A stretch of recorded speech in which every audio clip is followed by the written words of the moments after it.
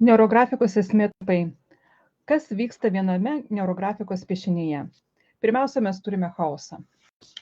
Chaosą, kuriame yra mano aštrūs kampai ir susiduriu akis į akį su savo aštriais kampais ir juos, aišku, gludinu, apvalinu, derinu. Bet svarbiausia, aš juos pamatau. Tada aš žvelgiu į save ir visuomenę. Kiek aš galiu komunikuoti su visuomenė, kaip tie mano aštrūs kampai dera.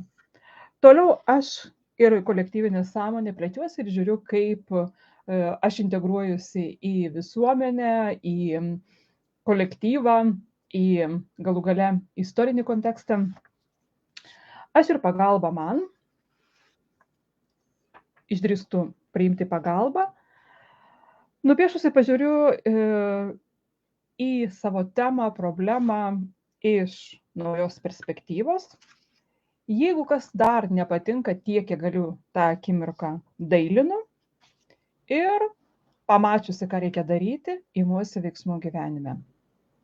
Paveiksliukas nėra, neurografinis piešinukas nėra auksinė žuvelė, kai nupieši ir viskas išsipildo.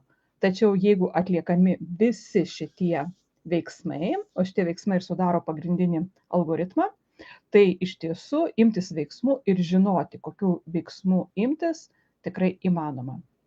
Aiškėja, šviesėja galvoje ir kryptis matoma.